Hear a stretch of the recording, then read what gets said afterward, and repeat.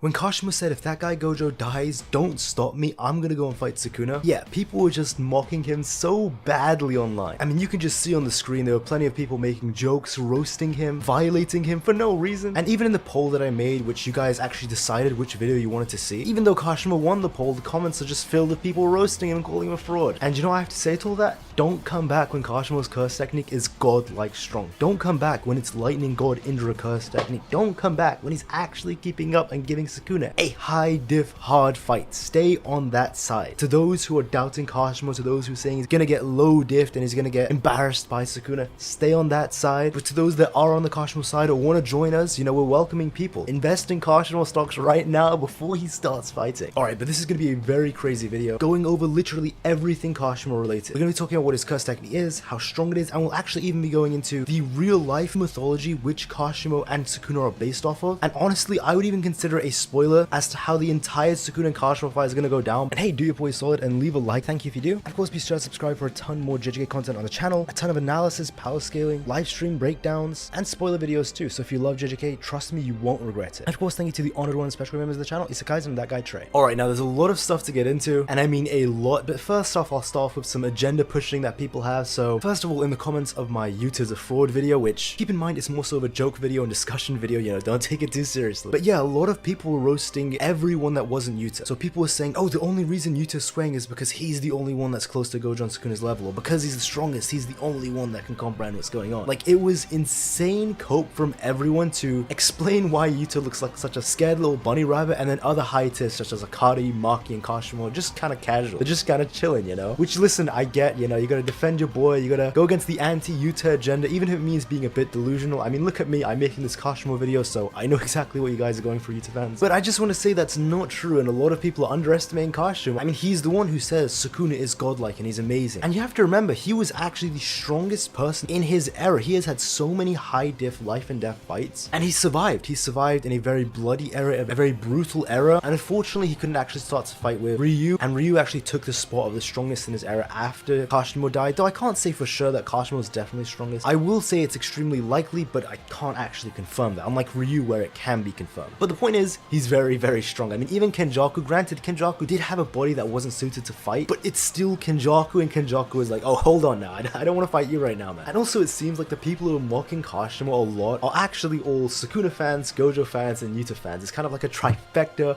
of agenda pushing that's against the Kashimo agenda. So the reason is because Sukuna fans, you know, they want him to be on top. Obviously, they're gonna say, oh, Sukuna will one-shot everyone, Sukuna's the god king, you know. There are people saying Sukuna's low diffing Gojo this entire fight, they are that delusional. And then obviously the Gojo fans also saying, oh, Sukuna will one-shot him, he's a fraud, because they don't want Kashimo to actually look better than Gojo, perform better than Gojo. That would be very embarrassing if he did. And then obviously the Yuta fans are saying, oh, Yuta's only sweating because, you know, he knows better than Kashimo because he's actually unaware of what's going on. Because the thing is, the way Kashimo was acting, calm, collected, so confident, and he literally just wants to fight, like, don't stop me. That's how Yuta fans want Yuta to act, but unfortunately he's not. So it does create some hostility there. Alright, I'll start with the agenda pushing. You know, I've just triggered the three hardcore fan bases, the biggest fan bases, Sukuna, Gojo, and Yuta fans. So alright, but let's actually talk about some actual evidence as to why Kashimo is strong. So the first thing I'm going to bring up is the domain expansion. It's not like reverse curse technique. In JJK, once you hit a certain level, you just get a domain expansion. I don't know why it's the case, but it is the case. Where it's like with reverse curse technique, it's not about how strong you are, though that definitely plays a role into it, but it's just more so your understanding of cursed energy. And of course, if you're a high tier, there's an extremely high chance that you understand how cursed energy works, and you'll have reverse curse technique because of that. With a domain expansion, from what we've seen, every single high tier character just has, literally, you just hit a certain point of, with a certain amount of cursed energy, you just unlock a domain expansion, I guess. I mean, even Naoya, it's not like he gained any sort of understanding or new information. No, he just got stronger because he got a lot more cursed energy and became a curse, and then boom, he was able to cast domain expansion, something you could never do as a human. And the same with every single character. Now, with the exception of Geto, because obviously JJK 0 was written before JJK itself was created and before domains were a thing. But why doesn't Kashimo? I mean, if he did have a domain, wouldn't he have expanded it when Kari used his own domain expansion? The answer to that question is because to use a domain expansion, you need to embed and imbue your curse technique into it. Now, it's not like you're using your curse technique, you know, as you saw with Gojo vs Sukuna, when Sukuna was using domain amplification while the domain was still open. They are two separate activities, but to actually make the domain expansion, you first need to put your curse technique into it, as we've seen with Yorozu, and as you saw being said in the Daya book,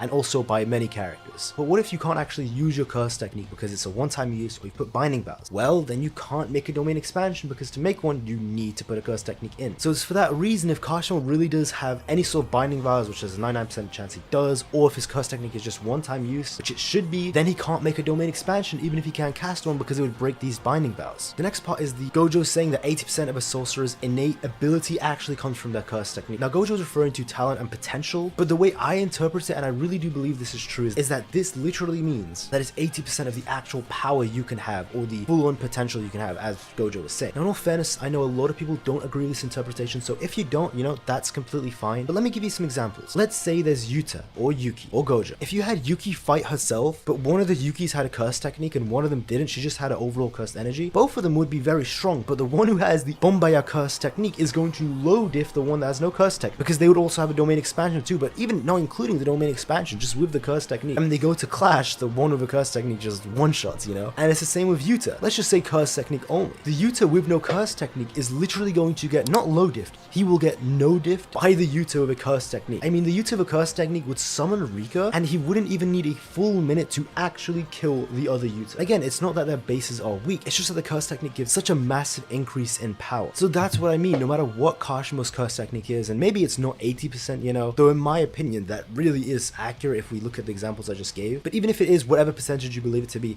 it's clear as day and undeniable that just having a cursed technique and not having one, it's literally like night and day. It makes such a massive difference. And that's why I always say there's three forms of Kashimo. There's false base, true base, and then binding vow amped. The false base is Kashimo when he just doesn't have his cursed technique and he's actually just like a normal guy of cursed energy. The true base is Kashimo with his normal cursed technique. So this is Kashimo 100%, not the 20% version we saw when he fought Hakari. And whatever his actual cursed technique is, it should make him a lot stronger, as you see with literally every single sorcerer you look at the series. You give this example of having them fight themselves without their cursed technique, the other person just gets low diffed or no diffed, their own version. Unfortunately, it's probably a form we'll never see in the series. And then of course we have his binding vow amped maximum power. So this is where he goes dozens of times to hundreds of times stronger than his true base, which we haven't even seen, which is already many times stronger than his false base, which is the only version I've seen. And that's the version that we're going to see when he fights Sukuna. And of course we know binding vows amp used several times. I mean, even a basic binding vow can give you a 1.5 or 1.2 times increase. And just looking at how important a curse technique is, if you make a binding vow to make your curse technique one-time use, and remember, binding vows are metaphysical aspect things that take meta points into consideration, so the more you're sacrificing and the stronger your technique is, the stronger the binding vow will be. Even if Kashimo's only binding vow is I'm making my technique one-time use, it is going to make it dozens of times stronger, guaranteed, because of what he's sacrificing. We've seen this in the series. And if he stacks under binding vows, which we know for a fact you can stack binding vows, as I saw Nanami does, specifically Nanami does it with multiple binding vows and his curse technique. I mean, maybe if his technique summons something or gives him a piece of armor or transforms him, you can make it not just a one-time use binding vow, but then on top of that add another big binding vow, making it like 2 or 3 minutes, maybe 5 minutes, to then multiply the already given multiplier. Or if it actually burns his life away and it just turns him into pure energy and he's got like a lightning body while he vanishes, best believe that's gonna skyrocket if you're sacrificing your body. And not only that, but really even the false base, keep in mind it's not even true base Kashimo's form that we saw fight Hakari. He was fighting an immortal man for like 12-13 minutes. He honestly took no major damage. I mean, even the minor damage is debatable, because all he does is bleed when he gets hit, which is, you know, standard. Every character bleeds when they get punched. Even Sukuna had blood splattering out of his mouth when he got punched by Yorozu. It's just a thing that happened. So excluding that, Kashimo looked insanely clean. He didn't have a scratch on it. Where if you look at it, even without his lightning, which is just a part of his base cursed energy, which is a one-shot ability, just with his hands alone, and we smack Sakari with the metal door and literally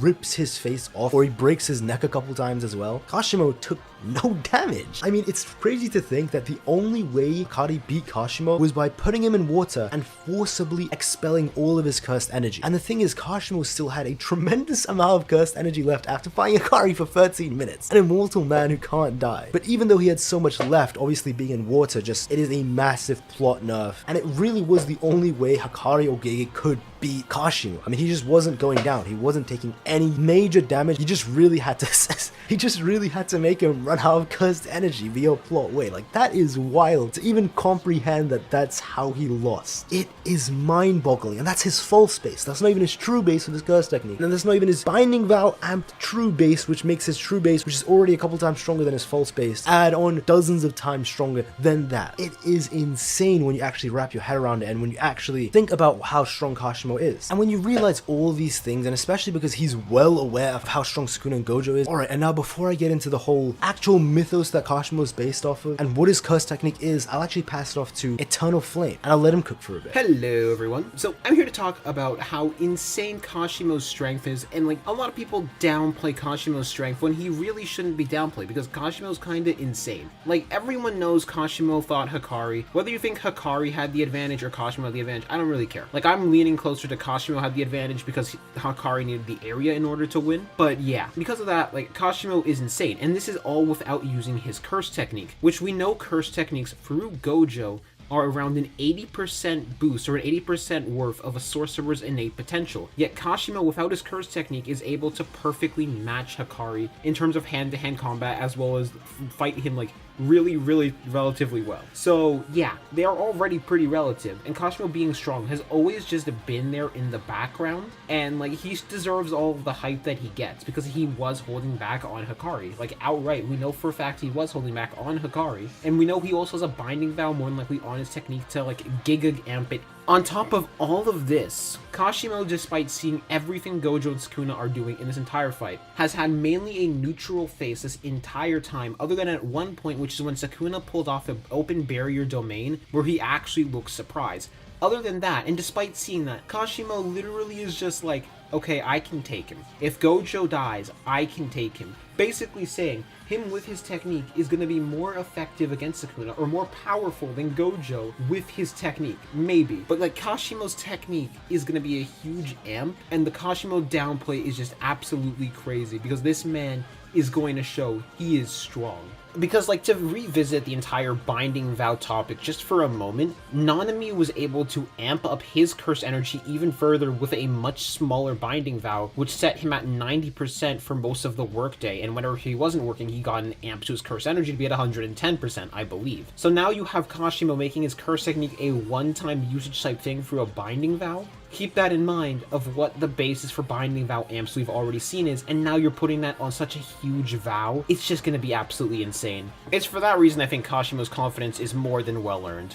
And there we go, my man is absolutely cooking. If you like anything he had today, trust me, check Eternal Flame out. All of his links are in the description. He makes a lot of great JJK content. I mean, seriously, some really great ones. Especially if you're a Kashimo fan, you're gonna love him, so check him out. And yeah, I just agree with him. Kashimo is just an absolute beast. And I mean, there's actually people who think that Kashimo might get the 10 shadows summoned for him, or he might get shrined, or the Yorozu gift, and not Gojo, you know, just for one of these, not all of them. Which would be very interesting if that's the case. Okay, now what about the mythology that it's actually based off of? So in the mythology, there's two characters. Arjuna, which is who Sukuna is in this situation, and Karna, who Kashimo is in the situation. Arjuna, Sukuna, is well known for being spurred by Krishna to kill Karna, Kashimo. And Karna was actually gifted Indra, a lightning god, his second strongest weapon, the Vasavi. And it's a weapon of lightning as well. And despite being weaker than the Varja, which Sukuna would have in the situation, the Vasavi, which Kashimo has, is capable of killing a god, and in this situation, Sukuna is the god. And it's also a one-time use attack as well. Just like how Kashimo's technique is one-time use. The parallels are actually mind-blowing. And Karna, Kashimo in the situation, was not actually able to use it on Arjuna, which is Sukuna, but instead had to use it on Gatokacha instead, and I'm very sorry if I mispronounced any of these names. I'm very sorry, apologies there. But in this situation, Gatokacha, if I'm saying it right,